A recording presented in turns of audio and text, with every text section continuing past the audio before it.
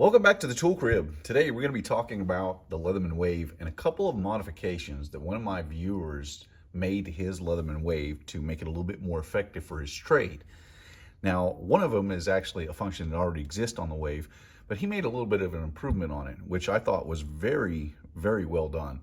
So this viewer, he goes by, his nickname is Punky, and he was kind enough to send along some pretty detailed photos of what I'm about to show you. So a couple of things that he did.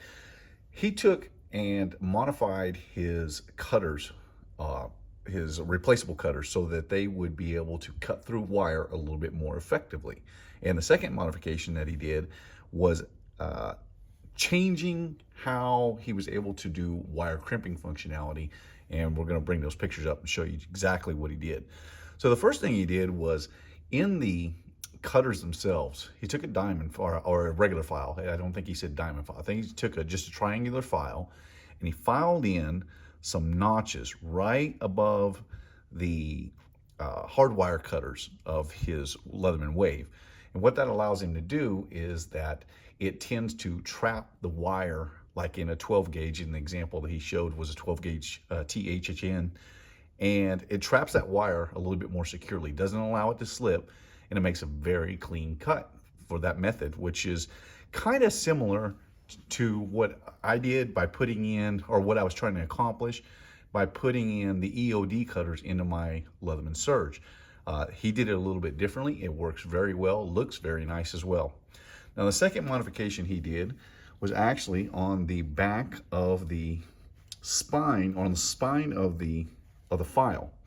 So that file sits directly across from the serrated blade, which already has a little bit of jimping on the spine of that blade.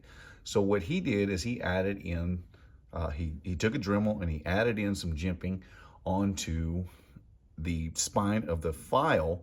And what that allows him to do is now he can use his crimping functionality on the outbound side, and it's a very wide crimper by doing it this way, which allows him to make some pretty nice crimp connections. And there's a couple of these, just two small modifications that he did that really make an improvement on what the Wave is actually able to accomplish. Because the Wave, while it has crimping functionality, it is definitely not the greatest. It could stand to use some improvement. And that's more so because of the size of the Wave. It's just not a big enough tool in order to have a large enough crimper in there to be super effective when you're talking getting into 14, 12, and 10 gauge wire. So two very nice mods that he did on his Leatherman Wave, and he was kind enough to send those pictures along so that I could share them with you. Now, if you've done a modification to your multi-tool that you would like to have featured here on the channel, you can always email me at txtoolcrib@gmail.com and send me along some very detailed pictures, explain to me what you've done, and I'll be happy to show any modifications that you want to feature here on the channel. I think these were two very, very good modifications. My name is Ben. You've been watching the Texas Tool Crib. I appreciate you watching. I'll see you in the next one.